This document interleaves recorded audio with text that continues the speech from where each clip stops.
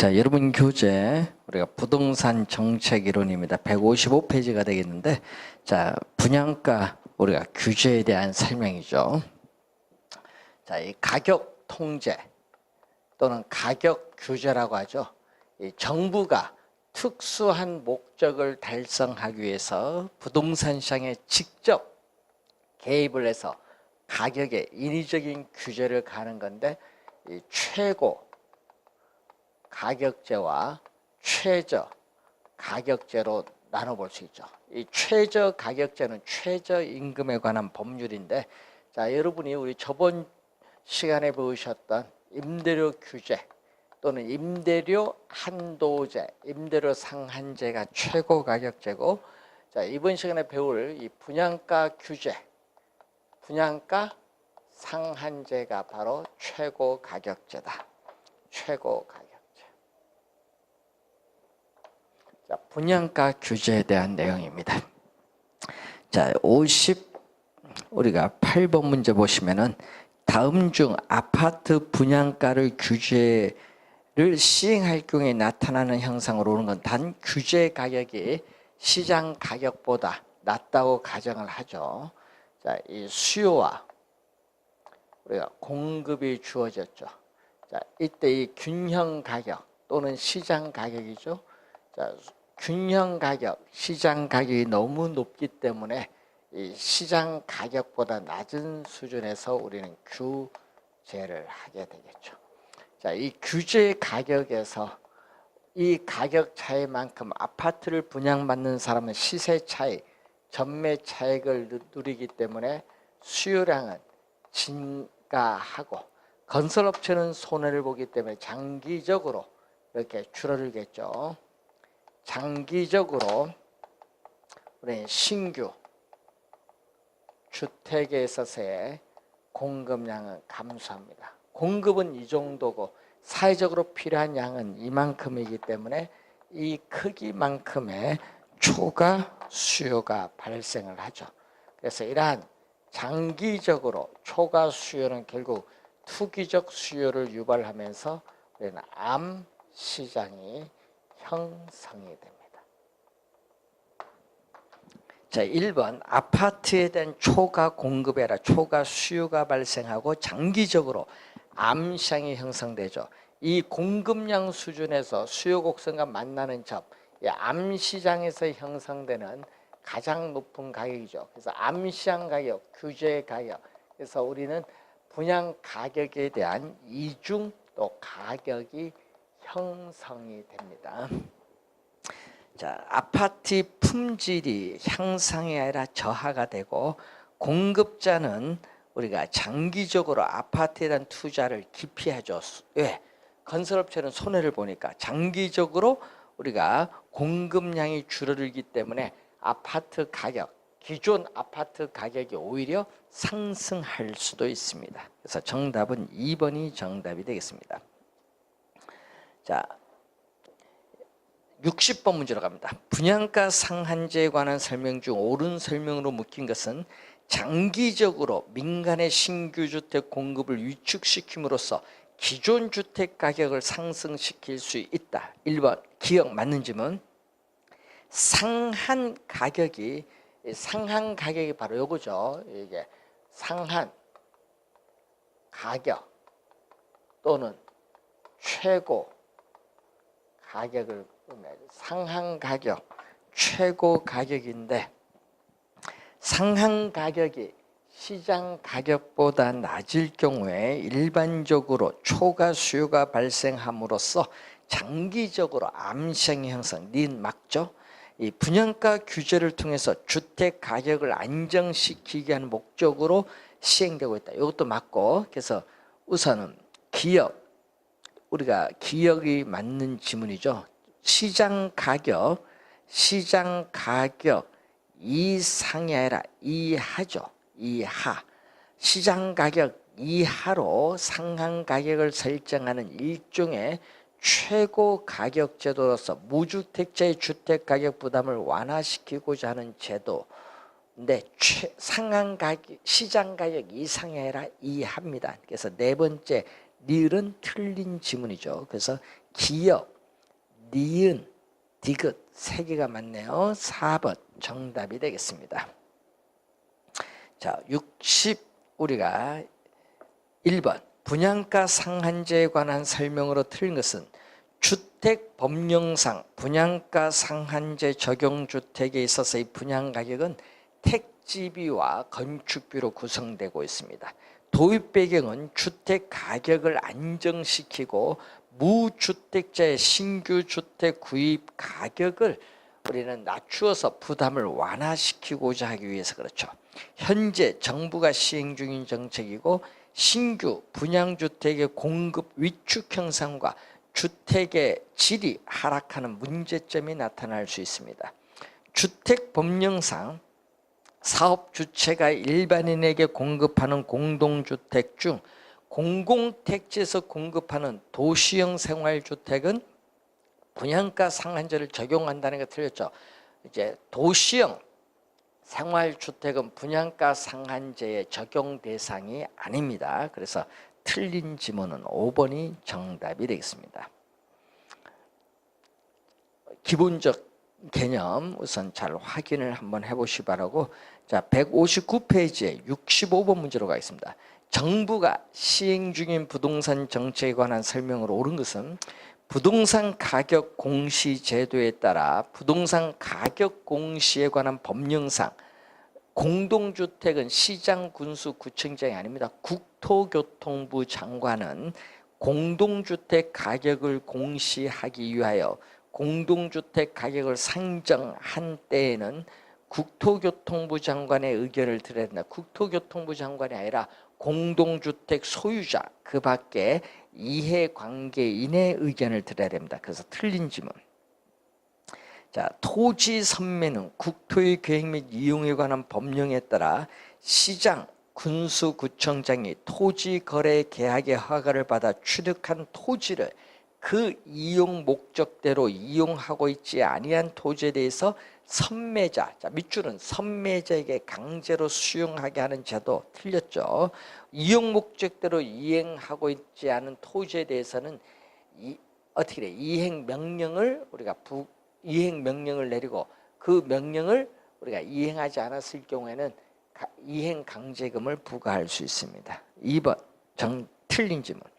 부동산 거래 신고는 거래 신고 등에 관한 법령에 따라 거래의 당사자가 매매 계약을 체결한 경우 잔금 지급일부터 60일 이내에 신고하는 제도 틀렸죠. 잔금 지급일이 아니라 계약 체결일입니다. 그래서 틀린 질문. 주택 공급을 감소시켜서 주택 시장을 위축시킬 가능성이 있고 건설업체가 직접 조달해야 하는 자금도 더 많음으로써 사업 부담도 증가될 수 있는 것은 후분양제도의 단점입니다. 선분양제도가 아니라 후분양제도의 단점 틀렸죠. 중공공임대주택은 민간임대주택에 관한 특별법령상 일반형 임대사업자가 8년 이상 임대할 목적으로 취득하여 임대하는 민간임대주택이죠. 8년의 동그라미 5번 정답입니다. 10년이 아니라는 걸 좀 주의를 해두셔야 될 필요가 있겠습니다. 자 67번 문제로 갑니다. 160페이지. 자 부동산 보유세의 경제적 효과에 대한 설명이다. 거리가 먼 것. 헨리 조지는 토지에서 나오는 지대의 수입을 100% 징세, 세금으로 징수할 경우에 토지세 수입만으로 재정을 충당할 수 있다고 주장을 하죠. 그렇기 때문에 토지세 이외의 모든 조세는 철폐하자고 주장하죠. 토지에 대한 뭐를? 단일세를 주장합니다. 자, 토지에 단일세를 주장을 하고, 두 번째, 토지 공급은 완전 비탄력적이죠. 자, 현재 이용하고 있는 용도에서 다른 용도로 옮겨가지 못한다. 완전 비탄력적인 수직선이죠. 공급이 이렇게 고정이 되어 있어요. 고정되어 있을 경우에는 이게 가격은 변하지 않거든요. 그래서 토지 보유세를 부과를 해도 토지의 공급량은 고정돼 있죠. 완전 비탄력적인 뭐다? 수직선을 가지기 때문에 토지 공급량 자체가 변화가 없어요. 즉 우리는 토지 가격 인상을 통해서 조세를 우리는 증가시킬 수 없다는 얘기죠. 공급량이 불변이기 때문에 우리는 토지 시장에서 자원 배분의 왜곡을 초래하지 않습니다. 자원 배분의 왜곡을 초래하지 않는 이런 세금을 우리는 무슨 세금? 효율적인 세금이라고 하죠. 그래서 2번 정답이 되겠습니다. 주택 수요자의 수요 곡선이 이렇게 비탄력적이고 공급 곡선이 이렇게 주어졌을 때 뭐 한다? 세금을 부과를 하면 세금액만큼 공급 곡선이 수직으로 상향 이동할 때 새로운 균형점에서 가격은 상승하고 거래량은 감소를 하죠. 이때 이 부분은 수요자가 조세를 부담하는 부분, 이 부분은 공급자가 부담하는 부분, 수요자가 조세를 더 많이 부담합니다. 자, 여기 3번. 4번 임대주택인 경우에는 공급 곡선이 비탄력적이고 수요가 이렇게 탄력적이다. 자, 이렇게 주어졌을 때 또 재산세를 부과를 하게 될 경우 공급 곡선이 수직으로 상향 이동하죠. 자, 가격 인상을 통해서 수요자는 이렇게 세금을 적게 부담하고 공급자가 더 많은 부담이죠. 증가되는 부분이 상대적으로 작습니다. 그래서 4번 맞는데, 그래서 이 두 개를 묶으면 항상 뭐다? 탄력적일수록 유리하다.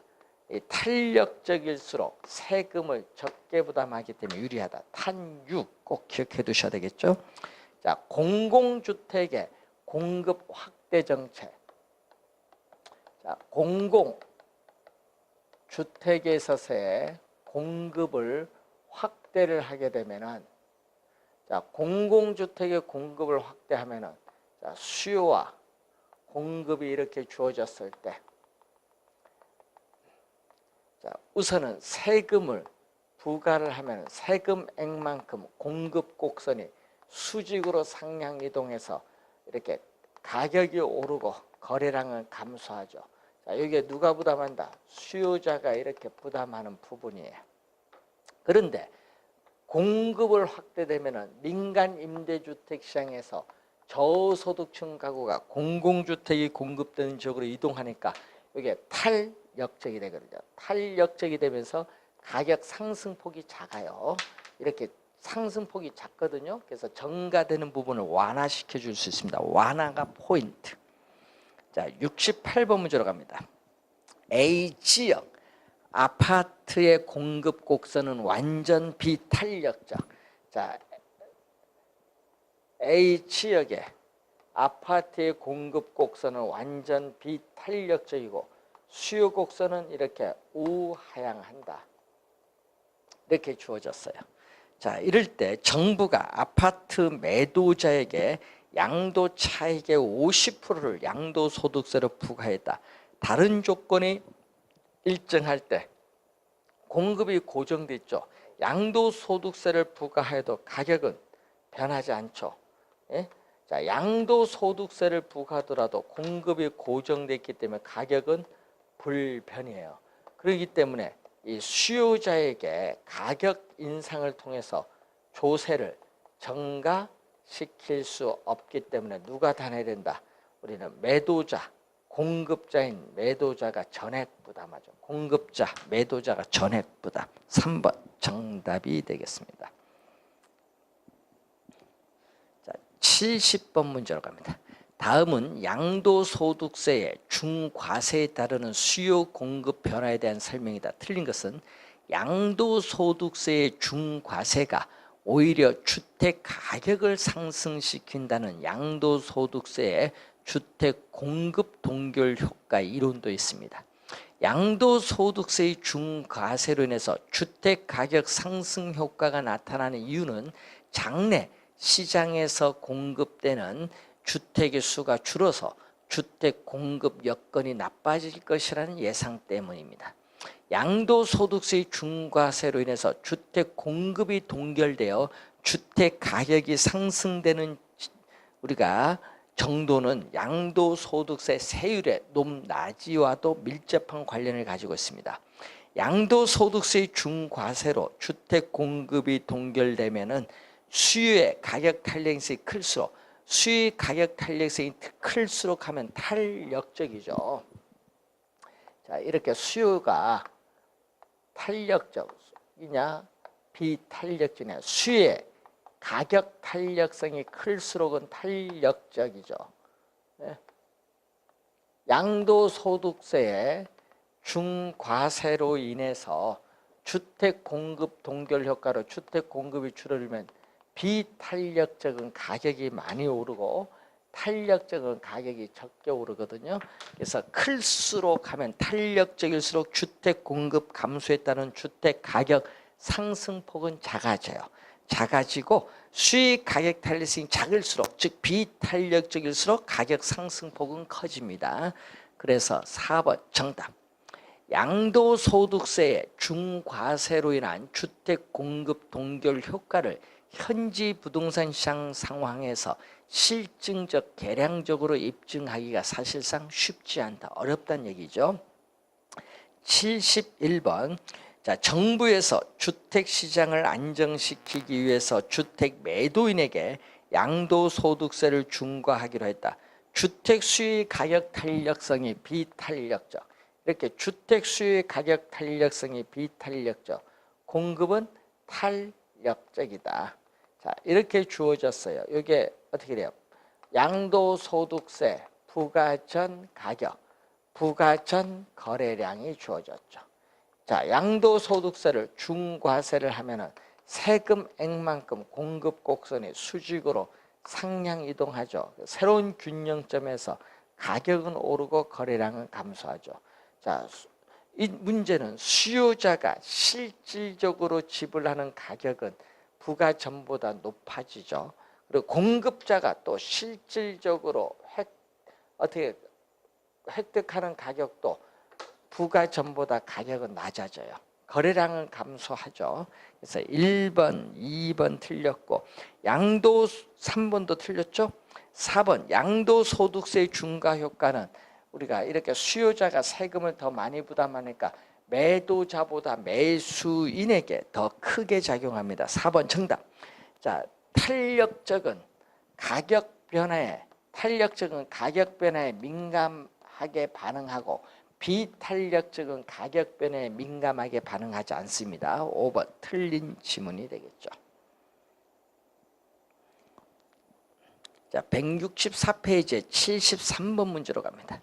자, 부동산 조세의 경제적 효과에 대한 설명 중 틀린 것은 양도소득세가 중과가 되면 주택 공급의 동결 효과로 인해서 주택 가격이 상승할 수 있다. 맞는 지문이고, 임대주택에 재산세가 부과되면 부과된 세금은 장기적으로 임대료 인상을 통해서 임차인에게 전가될 수 있습니다.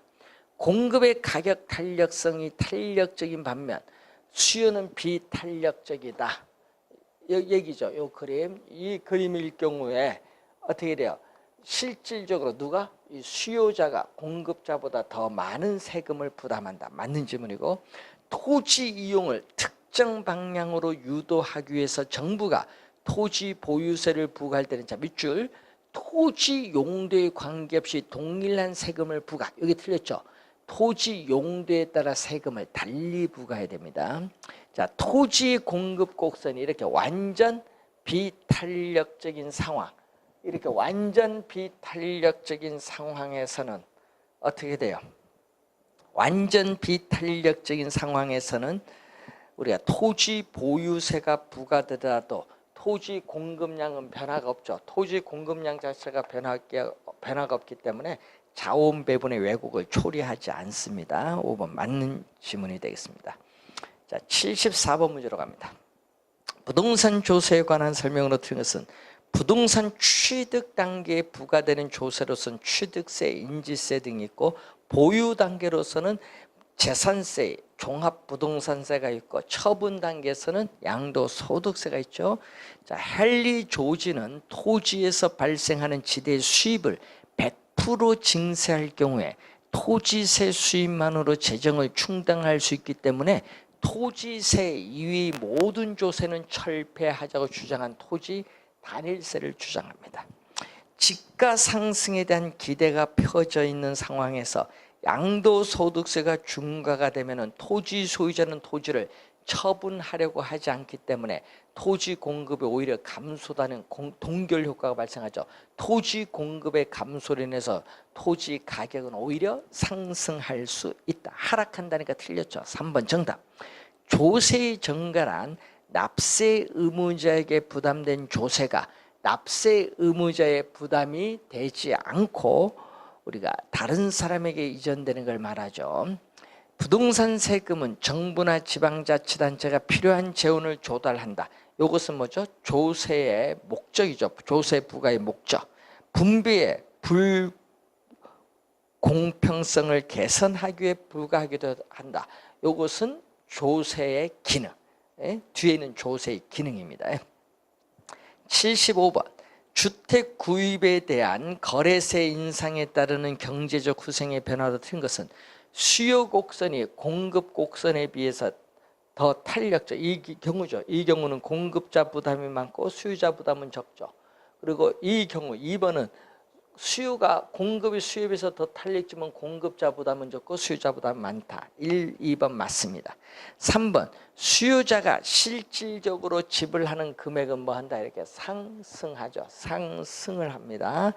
그래서 소비자 잉여는 감소하고 또 공급자가 받는 금액이 부가전보다 또 하락을 하기 때문에 생산자 잉여도 감소합니다.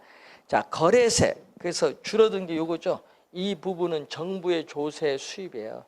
정부의 조세 수입이고 이 부분이 바로 경제적 순손실이 발생하는 거죠. 이 경제적으로 순손실이 발생합니다. 5번 정답입니다.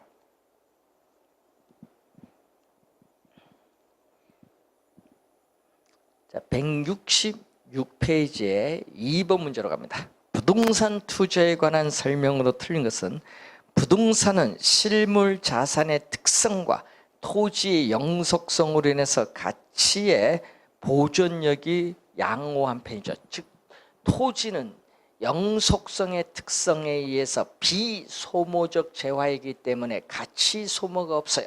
따라서 가치의 보존력이 우수합니다. 임대사업을 영위하는 법인은 건물에 대한 감가상각, 대출금에 대한 이자 비용을 세금 산정 시에 비용으로 인정받을 수 있기 때문에 세금 전략의 효과가 있습니다. 부동산 투자자는 저당권과 전세제도 등을 통해서 레버리지를 활용할 수 있죠. 그래서 우리는 지렛대 효과, 지렛대 효과를 레버리지 효과라고 하죠. 지렛대 효과를 레버리지 효과인데 반드시 뭐를 이용해야 된다? 타인 자본을 이용해야 된다. 반드시 우리는 이 타인 자본을 이용을 해야 된다. 타인 자본을 이용을 해서 부채 비율이라는 것은 타인 자본을 얼마, 총 투자한 금액 중 타인 자본을 얼마 이용하냐에 따라 자기 자본, 내 돈 투입이 달라지죠. 이 부채 비율의 증가, 감소, 증감을 통해서 이 지분 수익률에 미치는 효과를 우리는 지렛대 효과죠. 자, 이때 이 지렛대 효과는 수익금, 금액이 나오죠. 수익금,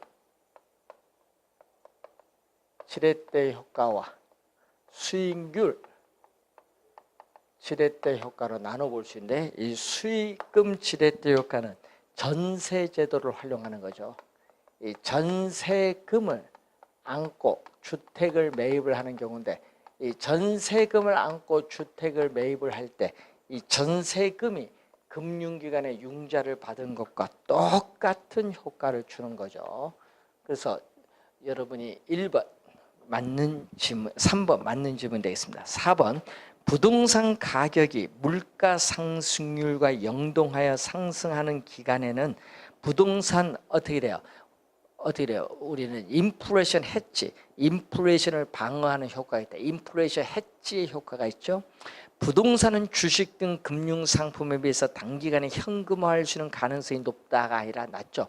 부동산을 처분하여 현금화하는 데 걸리는 시간, 황금성이 낮다는 단점이 있습니다. 5번 정답.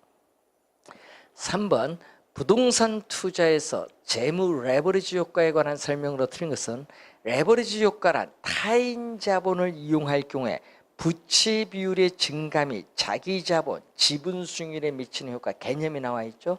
자, 2번, 3번, 4번은 요거죠. 수익률, 지렛대 효과를 묻는 건데 정 플러스 지렛대 효과,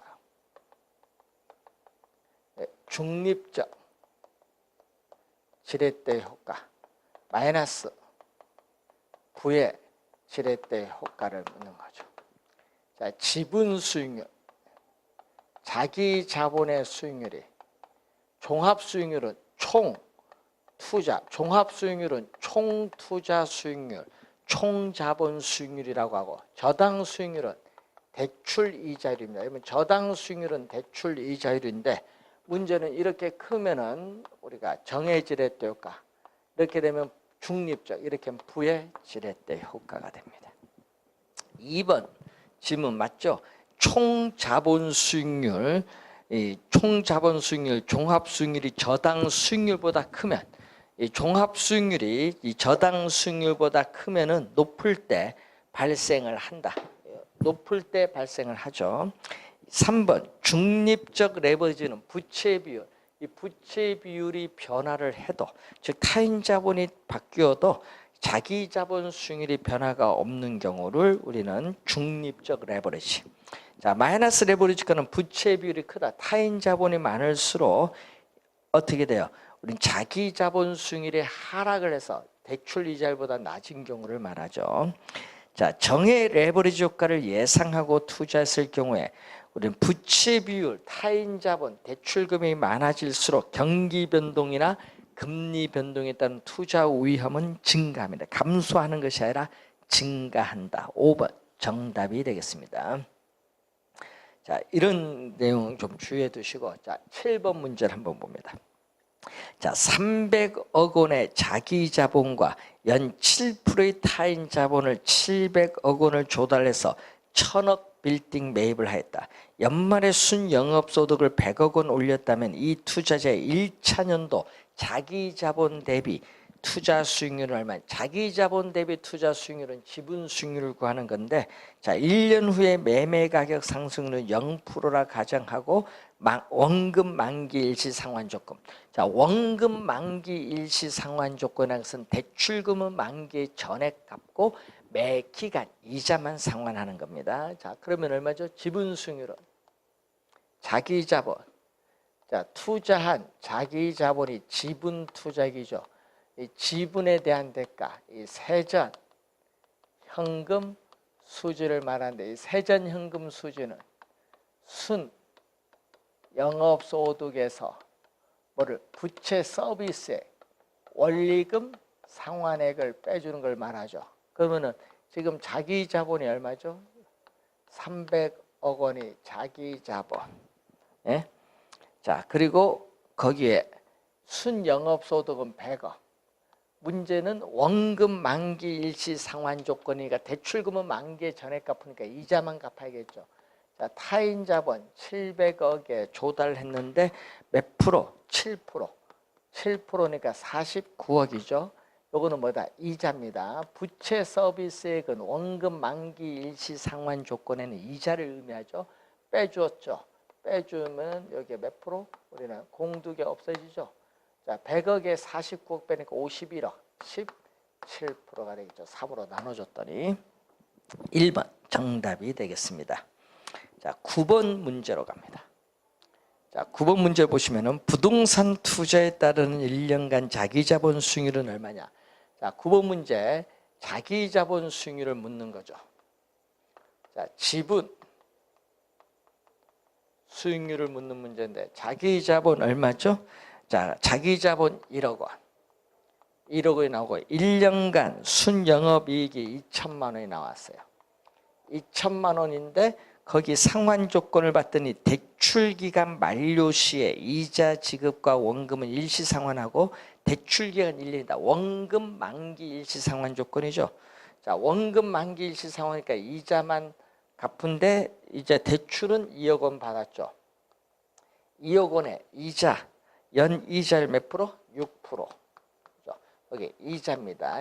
원금 만기 일시 상환 조건이니까 이자를 빼주고 1년간 부동산 가격 상승률, 부동산 가격 3억 원인데 상승률은 몇 프로? 1년간 부동산 가격 상승 0% 해주니까 이거 0이죠? 그럼 여기 얼마죠? 예? 얼마? 1,200만 원. 그럼 1억 원에 2,000에서 1,200 빼니까 800이죠? 곱하기 100을 해주니까 몇 프로? 8%가 구하고자 답 1번 정답이 되겠습니다. 자, 10번 문제로 갑니다. 부동산 투자에 있어서의 레버리지 효과에 관한 설명으로 옳은 것을 모두 고른 것. 옳은 것. 자, 타인 자본의 이용으로 타인 자본 이용으로 레버리지를 활용하면 위험은 뭐다? 증가죠. 증가합니다. 감소되는 것이 아니죠. 틀렸고 대부 비율이 50%, 총 자본 수익률이 10%, 저당 수익률 대출 이자율이 8%할 때 자기 자본 수익률이 얼마냐? 자, 이렇게 구하는 거죠. 총 투자한 자본에 대한 대가가 총 투자 수익률이고 이것은 자기 자본에 대한 대가, 이 지분 수익률, 네, 가중치를 곱해주고 이 저당 수익률, 대출 이자율이죠. 저당 수익률에 가중치를 곱해주면 이건 자기 자본에 대한 대가, 타인 자본에 대한 대가를 대주면 총 투자한 자본의 대가인데 이 지분 수익률에 뭐를? 지분 비율을 곱해주고 이거는 LTV를 곱해주는 거죠. 자, 그러면은 지금 관련해서 대부 비율이 나오는데 자, 지분 비율과 부동산 가격에 대해서 자기 자본이 차지하는 비율과 부동산 가격에서 대출금이 차지하는 비율이 여기 1이거든요. 1인데 여기 50%가 주어졌거든요. 50%니까 이 지분 비율도 50%죠. 여기 50%, 여기도 50%야. 근데 저당 수익률은 몇 프로? 8%다. 8%의 총 투자 수익률은 몇 프로? 이게 10%다. 그럼 여기 4%죠. 4% 넘으면 6%예요. 자, 6%를 뭘로? 0.5로 나눠준 거죠. 0.5로 나눠줬더니 지분 수익률이다. 그러면은 5분의 60%니까 몇 프로? 12%가 되겠죠. 12%. 니은은 맞는지 뭐. 자, 디귿. V 레버리지 효과. 요거 V 레버리지 효과가 발생한 경우에 부채 비율을 낮춘다. 이 지분 수익률을 높이든지 아니면 저당 수익률을 낮춰야 돼. 부채 비율을 낮추어서 정의 레버리지 효과로 전환할 수 있다 하는 게 틀렸죠. 지분 수익률을 높이든지 대출 이자를 낮춰야 됩니다. 틀린 질문. 총 자본 수익률과 저당 수익률이 요거 동일하다. 이렇게 동일할 경우에 부채 비율이 변화해도 자기 자본 수익률은 변하지 않는 경우를 우리는 중립적 레버리지입니다. 예, 이게 동일하면 중립적 레버리지 효과니까 지분 수익률도 변하지 않습니다. 맞는 질문이죠? 니은과 니을 맞습니다. 3번 정답이 되겠습니다. 자, 11번 투자 수익률을 설명하였다. 바르게 짝을 이룬 것은 부동산 투자에서 기대할 수 있는 예상 수입과 예상 지출을 계산한 수익률을 기대 수익률, 예상 수익률 또는 사전 수익률이죠. 자, 투자에 대한 위험이 주어졌을 때 투자자가 대상 부동산에 자금을 투자하기 위해서 충족되어야 할 최소한의 수익률, 최소의 동그라미, 요거 요구 수익률로서 투자 대안의 기회비용 개념이죠. 투자가 이루어지고 난 이후에 현실적으로 달성된 수익률은 실현 수익률, 실제 수익률, 투자가 이루어진 후니까 사후 수익률 또는 역사적 수익률이라고 하죠. 2번 정답이 되겠습니다. 12번 타당하지 않은 것, 기대 수익률 개념인데 내부 수익률을 표현할 수도 있고, 자 2번 요구 수익률은 최대한의 수익률이 아니라 자금을 투자하기 위해서 충족되어야 할 최소한의 수익률이죠. 따라서 2번 정답입니다. 자, 3번은 실현 수익률 개념이 나오고 5번은 내부 수익률 개념이 나오죠. 내부 수익률은 우리가 또 다음 시간에 배울 텐데 현금 유입의 현재 가치와 현금 유출의 현재 가치를 서로 일치시키는 같게 만드는 할인율로서 순현가가 0이 됩니다. 자, 우선 기본적 개념 잘 이해를 해 두시기 바라고요.